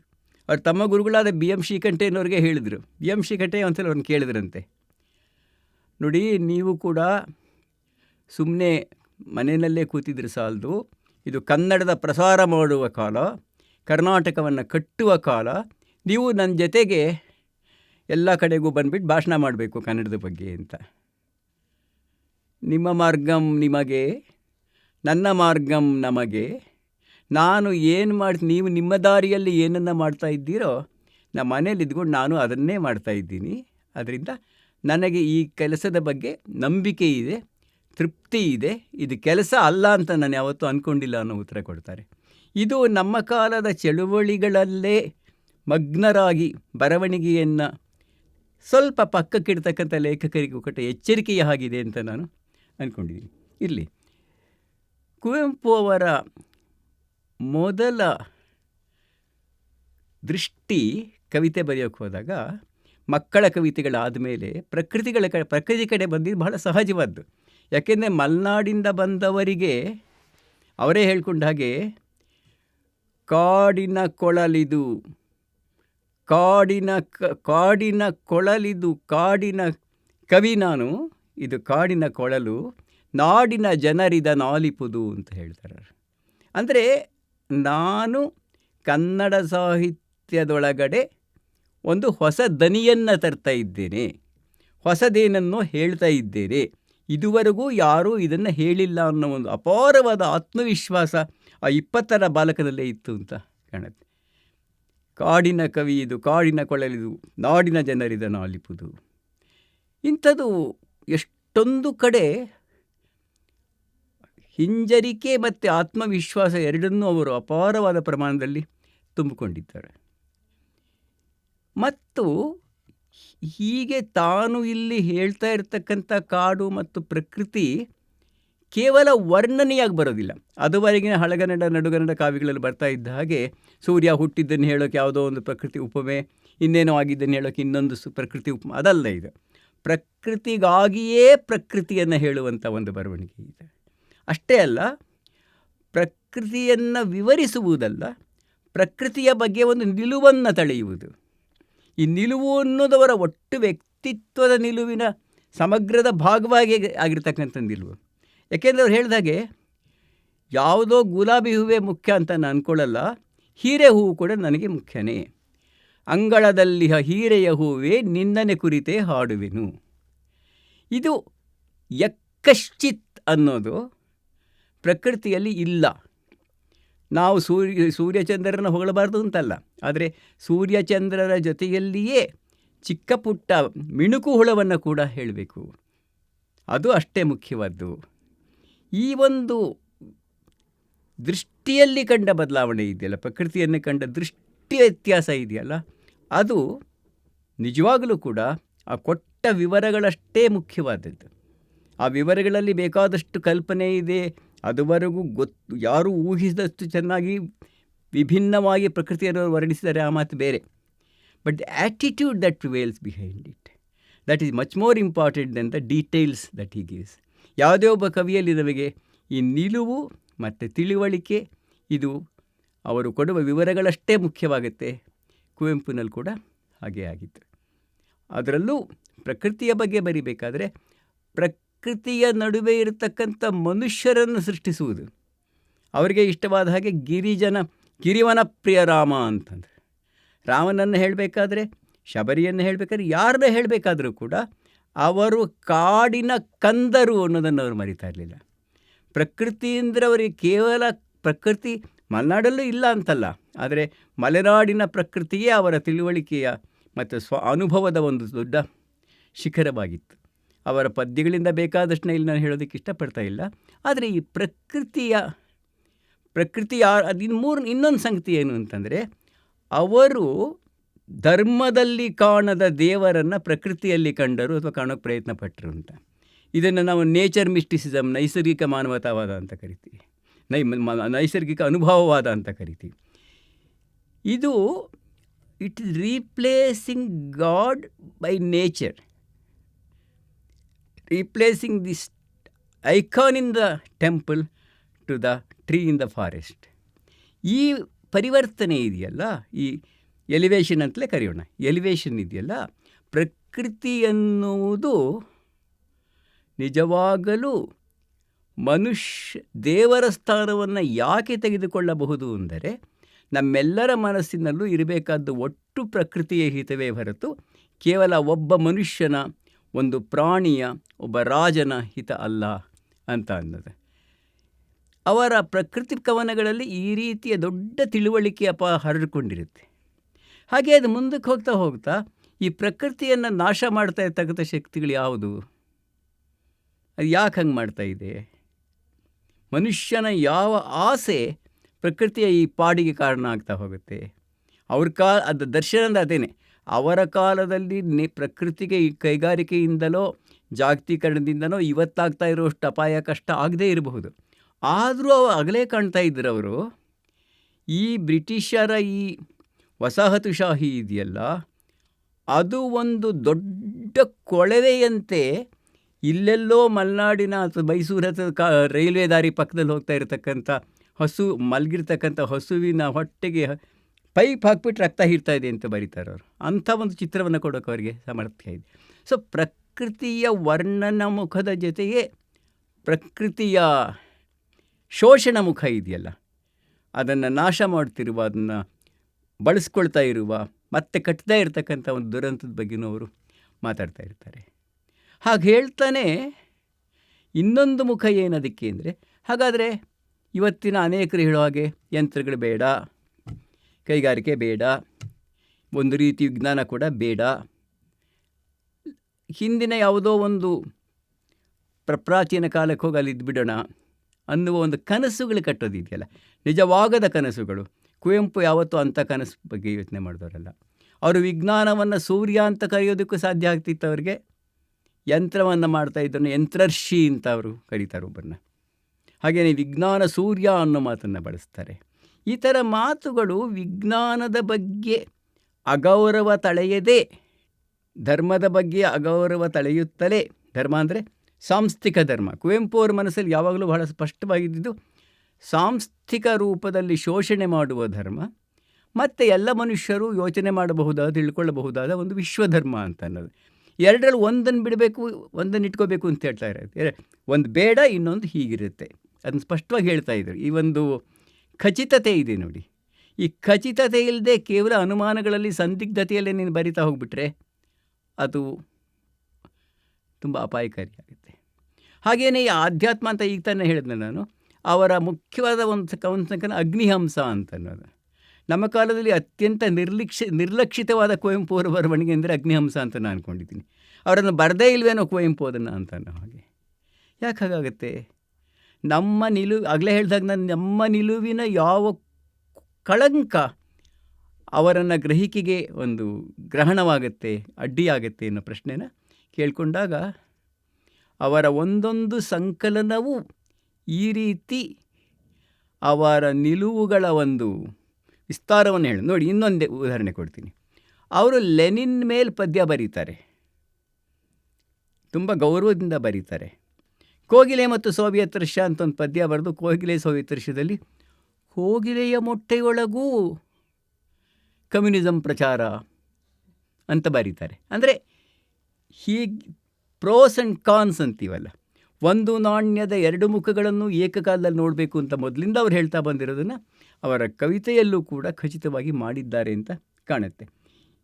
ಈ ರೀತಿ ಕವಿತೆಗಳ ವಸ್ತುವಿಗನುಗುಣವಾಗಿ ಅವುಗಳನ್ನು ವಿಂಗಡಿಸುವುದರ ಮೂಲಕವೇ ಅದನ್ನು ಓದುವ ಒಂದು ಕೀಲಿಕೆಯನ್ನು ಕೂಡ ಕುವೆಂಪು ಕೊಟ್ಟಿದ್ದಾರೆ. ನಾವು ಹಾಗೆ ಓದಬಹುದೇನೋ. ಹಾಗಲ್ಲದೆ ಒಟ್ಟಾಗಿ ಓದಿದಾಗ ಮೂಡಿಬರುವ ಕುವೆಂಪು ಅವರ ಲೋಕದೃಷ್ಟಿ ಇದೆಯಲ್ಲ, ಆ ಲೋಕದೃಷ್ಟಿ ಈ ಪ್ರಕೃತಿ ದೃಷ್ಟಿ, ಧರ್ಮ ದೃಷ್ಟಿ, ಆಧ್ಯಾತ್ಮ ದೃಷ್ಟಿ, ದೇಶದ ದೃಷ್ಟಿ ಎಲ್ಲದ ಸಮಾರೋಹ ಏಕಕಾಲದಲ್ಲಿ ನೋಡಿ. ಎಷ್ಟು ಚೆನ್ನಾಗಿದೆ ಈ ಮಾತುಗಳೆಲ್ಲ. ಜಯ ಭಾರತ ಜನನೀಯ ಧನುಜಾತೆ. ಒಂದು ಕಾಲದಲ್ಲಿ ಕನ್ನಡಮ್ಮ ಅಂತ ಒಂದು ಕಡೆ ಇಟ್ಕೊಂಡು, ಭಾರತ ಮಾತೆ ಅಂತಲೋ ಇನ್ಯಾವುದೋ ಮಾತೆ ಅಂತಲೋ ಇನ್ನೊಂದು ಕಡೆ ಇಟ್ಕೊಂಡು ದೂರ ಇಡ್ತಿದ್ದ ಕಾಲದಲ್ಲಿ ಕುವೆಂಪು ಭಾರತ ಜನನೀಯ ತನುಜಾತೆ. ಕನ್ನಡದ ಕವಿಗಳು ಕಂಡ ರೀತಿಯೇ ಆಗಿತ್ತು. ಕನ್ನಡ ಕಂದವ್ವನ ತಾಯಿ ಅಂತ ಬೇಂದ್ರೆ ಬರೆದರೆ, ಕುವೆಂಪು ಜಯ ಭಾರತ ಜನನೀಯ ತನುಜಾತೆ, ಜಯ ಹೇ ಕರ್ನಾಟಕ ಮಾತೆ ಅಂತ. ಇದು ವಿಶಿಷ್ಟತೆ ಮತ್ತು ಒಂದಾಗುವಿಕೆ ಎರಡನ್ನೂ ಏಕಕಾಲದಲ್ಲಿ ಕೊಟ್ಟಂಥ ಸಂದೇಶ ಕುವೆಂಪು ಅವರ ಕವಿತೆಗಳಲ್ಲಿ ಮತ್ತೆ ಕಾಣ್ತಾ ಇದೆ ಅಂತ ಗಮನಿಸಬಹುದು. ಕುವೆಂಪು ಅವರ ನಾಟಕಗಳು ಬೇರೆ ಪದ ಬಳಕೆ ಸ್ಫೋಟಕಗಳವು, ದಟ್ ಎಕ್ಸ್ಪ್ಲೋಸಿವ್ ಮೆಟೀರಿಯಲ್. ಅದು ಜಾತಿ ಪದ್ಧತಿಯ ಜಲಗಾರ, ಆಮೇಲೆ ಬೆರಳಿಗೆ ಕೊರಳ್, ಆಮೇಲೆ ನಾವು ಇವತ್ತು ಹೇಳ್ತಾ ಇರತಕ್ಕಂಥ ಏನು ದಲಿತ ವರ್ಗಗಳು, ಶೆಡ್ಯೂಲ್ಡ್ ಟ್ರೈಬ್ಸು, ಅದು ಒಂದೆಲ್ಲ ಹೇಳ್ತಿರ್ತೀವಲ್ಲ, ಇವೆಲ್ಲವನ್ನು ನೆನಪಿಟ್ಟುಕೊಂಡು ತಿಳ್ಕೊಂಡು ಬರ್ದಂಗಿದೆ ಆ ನಾಟಕಗಳ ವಸ್ತುಗಳು ಅನ್ನೋಕ್ಕೊಂದು. ಶೂದ್ರ ತಪಸ್ವಿ ಹೇಳಬೇಕಾಗೇ ಇಲ್ಲ. ಸ್ಮಶಾನ ಕುರುಕ್ಷೇತ್ರ ಪ್ರಾಯಶಃ ಕನ್ನಡದ ಅತ್ಯಂತ ಶ್ರೇಷ್ಠ ಯುದ್ಧ ವಿರೋಧಿಯಾದ ಬರವಣಿಗೆ ಅಂದರೆ ಸ್ಮಶಾನ ಕುರುಕ್ಷೇತ್ರ ಅಂತ ನಾನು ಅಂದ್ಕೊಂಡಿದ್ದೀನಿ. ಇಷ್ಟೆಲ್ಲವನ್ನು ಬರೆದಾಗ ಒಂದು ಸಮಾಜ ಆ ಬರವಣಿಗೆಯನ್ನು ಪಕ್ಕಕ್ಕಿಟ್ಬಿಟ್ಟು ಬರೀ ಭಾವಗೀತೆಗಳನ್ನೇ ಮುನ್ನೆಲೆಗೆ ತಂದರೆ ಏನು ಅರ್ಥ ಅದರದ್ದು? ಸಮಾಜ ಏನು ಮಾಡುತ್ತೆ, ತನಗೆ ಯಾವುದು ಬೇಕೋ ಅದನ್ನ ಇಟ್ಕೊಳ್ಳುತ್ತೆ ಅಂತ ಆಗಲೇ ಹೇಳಿದ್ನಲ್ಲ. ಹಾಗೆ ಈ ತುಂಬ ಒರ್ಟಾಗಿ ಹೇಳೋದಾದರೆ, ಮೇಲು ಧರ್ಮಗಳನ್ನು, ಮೇಲು ಜಾತಿಗಳನ್ನು ವಿರೋಧಿಸ್ತಕ್ಕಂಥ ಎಲ್ಲ ತಿಳುವಳಿಕೆಗಳನ್ನು ಆ ಕಾಲದಲ್ಲಿಯೇ ಸ್ವಲ್ಪ ಸಾಫ್ಟ್ ಪೆಡ್ಲ್ ಮಾಡುವ, ಪಕ್ಕಕ್ಕೆ ತಳ್ಳುವ ಒಂದು ಚಟುವಟಿಕೆ ನಡೀತಾ ಇತ್ತು. ಹೀಗಾದಾಗ ಏನಾಗುತ್ತೆ, ನಾಟಕಕಾರ ಕುವೆಂಪು ಹಿನ್ನೆಲೆಗೆ ಸರಿದರು, ಹಾಗಲ್ಲದ ಕವಿ ಕುವೆಂಪು ಸ್ವಲ್ಪ ಮುನ್ನೆಲೆಗೆ ತರಲಾಯಿತು. ಇದು ಮುನ್ನೆಲೆಗೆ ತರುವುದು ಮತ್ತು ಹಿಂದೆ ಸರಿಸುವುದರ ಹಿಂದೆ ಇರತಕ್ಕಂಥ ರಾಜಕೀಯ ಇರುತ್ತೆ ಅಷ್ಟೇ. ಇದು ಒಂದು ಬೆಟರು ಒಂದು ಅಲ್ಲ ಅಂತ ನಾನು ಹೇಳ್ತಾ ಇಲ್ಲ. ಆ ರೀತಿ ಸಾಹಿತ್ಯಿಕ ವಿಮರ್ಶನೆ ಮಾಡೋಕ್ಕೆ ಹೋಗ್ತಾ ಇಲ್ಲ ನಾನು. ಬದಲಾಗಿ projection of what you want and rejection of what you do not want, ಈ ಥರದ ಒಂದು ಪ್ರಕ್ರಿಯೆ ಇದೆಯಲ್ಲಿ ನಾನು ಹೇಳೋಕ್ಕೆ ಪ್ರಯತ್ನ ಪಡ್ತಿರೋದು. ನಿಜವಾಗಲೂ ನೋಡಿ, ಇಷ್ಟು ವರ್ಷಗಳ ಇತಿಹಾಸದಲ್ಲಿ ಕುವೆಂಪು ಅವರ ನಾಟಕಗಳು ರಂಗಭೂಮಿಯ ಮೇಲೆ ಬಂದಿದ್ದು ಎಷ್ಟು ಅಪರೂಪ. ಇಲ್ವಲ್ಲ ಅನ್ನೋಷ್ಟು ಯಾಕೆ ಕಮ್ಮಿ. ಕೈಲಾಸಂ ನಾಟಕ, ಕೊನೆಗೆ ಸಂಸರ ನಾಟಕ, ಪರ್ವತವಾಣಿ, ಗುಂಡಣ್ಣ ಇಂಥವ್ರ ನಾಟಕ ಬಂದಷ್ಟು ಕೂಡ ಕುವೆಂಪು ನಾಟಕ ಯಾಕೆ ಬರಲಿಲ್ಲ. ಮತ್ತು ಇನ್ನೂ ಒಂದೇನಾಯಿತು, ಕೆಲವು ಕಾಲದಲ್ಲಿ ಕುವೆಂಪು ಅವ್ರ ನಾಟಕ ಕನ್ನಡಕ್ಕೆ ತರಬೇಕು ಅಂತ ಅನುವಾದ ಮಾಡಿದ್ರು. ಕುವೆಂಪು ಆ ಭಾಷೆಗಳನ್ನೇ ಯಾಕೆ ಬಳಸಿದ್ರು? ಅದು ಕೂಡ ಒಂದು ರೀತಿಯ ಆ ಕಾಲಕ್ಕೆ ಅವಶ್ಯಕವಾದಂಥ ಕನ್ಸೀಲಿಂಗ್ ಅದು. ಈಗ ಸ್ವಲ್ಪ ಕುವೆಂಪುನಾಗಲೇ ಹೇಳಿದೆ ನಾನು, ಕುವೆಂಪು ಯಾವ ಭಾಷೆಯಲ್ಲಿ ಬರೀತಾರೆ ಅನ್ನೋದು ಅವರ ತಿಳುವಳಿಕೆಯ ಪ್ರಶ್ನೆ ಅಲ್ಲ, ಅವರ ಆಯ್ಕೆಯ ಪ್ರಶ್ನೆ ಅಂತ. ಕುವೆಂಪು ಭಾವಗೀತೆಯನ್ನು ಹೇಗೆ ಬರೆದ್ರು ಹಾಗೆ ರಾಮಾಯಣ ದರ್ಶನ ಬರೀಲಿಲ್ಲ, ಅದೇ ಭಾಷೆಯಲ್ಲಿ ಬರೀಲಿಲ್ಲ. ಅಥವಾ ಅವ್ರಿಗೆ ಅವಾಗೇನು ಮಾಡಿದ್ವಿ, ಆಕ್ಷೇಪಣೆ ಕುವೆಂಪು ಸಂಸ್ಕೃತ ಭೂಯಿಷ್ಠವಾಗಿ ಬರೀತಾರೆ, ಕನ್ನಡ ಇಲ್ಲವೇ ಇಲ್ಲ ಅದರಲ್ಲಿ ಅಂತ ಬರೀತಾ ಇದ್ರು. ಅಡುಗೆಯ ಗೆಜ್ಜೆ ನಡುಗೆ ಹೆಜ್ಜೆ ಇಡುತ್ತ ಸುಗ್ಗಿ ಬರುತ್ತಿದೆ, ಸುಗ್ಗಿ ಬರೆ ಹಿಗ್ಗಿತಿರೆ, ಸಗ್ಗ ಸಕುವ ತರುತ್ತಿದೆ ಅನ್ನೋದು ನೆನಪಿಟ್ಕೊಳ್ಳಿಲ್ಲ. ಬೊಮ್ಮನಹಳ್ಳಿ ಕಿಂದರ್ಜಾಗಿ ನೆನಪಿಟ್ಕೊಳ್ಳಿಲ್ಲ. ವಾಸ್ತವ ಕುವೆಂಪುಗೆ ಕನ್ನಡದ ಬೇರೆ ಬೇರೆ ಬಗೆಗಳು ಬರಲ್ಲ ಅಂತಲ್ಲ, ಅವ್ರು ಯಾವುದು ಬೇಕಾಗಿತ್ತೋ ಅದನ್ನು ಬಳಸ್ತಾ ಇದ್ರು ಅಷ್ಟೇ. ಈ ಒಂದು ಪ್ರಶ್ನೆಯನ್ನು ನಾವು ರಿಸಾಲ್ವ್ ಮಾಡ್ಕೊಳ್ಳೋಕ್ಕೆ ಕನ್ನಡ ವಿಮರ್ಶೆಗೆ ಎಷ್ಟೋ ದಿನ ಬೇಕಾಯಿತು. ಒಬ್ಬ ಲೇಖಕನ ಭಾಷೆ ಯಾವುದು? ಲೇಖಕನ ಭಾಷೆ ಅನ್ನೋದು ಅವನು ಕಟ್ಕೊಳ್ಳೋ ಭಾಷೆ, ಆ ಪ್ರಕಾರಕ್ಕೆ ಸರಿಯಾಗಿ ಅವನು ಕಟ್ಕೊಳ್ಳೋ ಭಾಷೆ. ಕುವೆಂಪು ಅದಕ್ಕೇನೆ ಅವರ ಕಾದಂಬರಿಯ ಭಾಷೆ ನೋಡಿ, ಭಾವಗೀತೆಗಳ ಭಾಷೆ ನೋಡಿ, ರಾಮಾಯಣ ದರ್ಶನ ಭಾಷೆ ನೋಡಿ, ಅನುವಾದಗಳ ಭಾಷೆ ನೋಡಿ, ಈ ಭಾಷೆಗಳ ನಡುವಿರ್ತಕ್ಕಂಥ ಅಂತರವನ್ನು ಗುರುತಿಸಿಯೇ ಆ ಪ್ರಕಾರಗಳ ವಿಶಿಷ್ಟತೆಯನ್ನು ಹಾಗೇನೆ ಅವರ ಉದ್ದೇಶವನ್ನು ಗ್ರಹಿಸ್ತಾ ಹೋಗಬೇಕು. ಹಾಗಾಗಿ ಅವರು ಕುವೆಂಪು ನೋಡಿ, ನಾನು ದ್ರೋಣನ ಬಗ್ಗೆ ಬರೀಬೇಕಾದ್ರೆ ದ್ರೋಣನ ಗೌರವದಿಂದ ತೋರಿಸಿಯೇ ಏಕಲವ್ಯನಿಗಾದ ಅನ್ಯಾಯವನ್ನು ಹೇಳ್ತೀನಿ. ಶೂದ್ರ ತಪಸ್ವಿಯನ್ನೂ ಗೌರವದಿಂದ ಕಂಡು ಆ ಬ್ರಾಹ್ಮಣನಿಗೂ ಅವಮಾನ ಅಷ್ಟಾಗಿ ಮಾಡ್ದೇನೆ. ಅವಮಾನ ಯಾರಿಗೂ ಮಾಡಲ್ಲ, ರಾಮತ್ ಬೇರೆ. ಆಮೇಲೆ ರಾಮನನ್ನೂ ಅವನ ಕೊಡುವ ದಾನದಲ್ಲಿಟ್ಟು,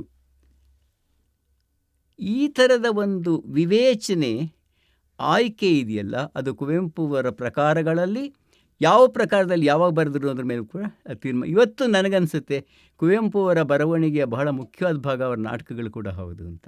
ಅದಕ್ಕೇ ಕಳೆದ ಒಂದು 25-30 ವರ್ಷಗಳಲ್ಲಿ ಅವ್ರ ನಾಟಕಗಳ ಬಗ್ಗೆ ಹೆಚ್ಚು ಮಾತಾಡ್ತಾ ಇರೋದು. ಕಾಲದ ಬಣ್ಣಗಳು ಕೃತಿಯ ಮೇಲೆ ಬೀಳೋದಕ್ಕೆ ಇದೊಂದು ಸಾಕ್ಷಿ ಅಷ್ಟೇ. ಇದಾದ ಮೇಲೆ ಅದರಿಂದ ಅವರು ನಾಟಕಗಳಲ್ಲಿ ಸಮಕಾಲೀನ ಅನ್ಯಾಯಗಳನ್ನು ಹೇಳುವುದಕ್ಕೆ ಆ ಕಾಲದ ಪಠ್ಯಗಳನ್ನು ಬಳಸ್ಕೋತಿದ್ರು, ಆ ಕಾಲದ ಕಥೆಗಳನ್ನು ಬಳಸ್ಕೋತಾ ಇದ್ರು.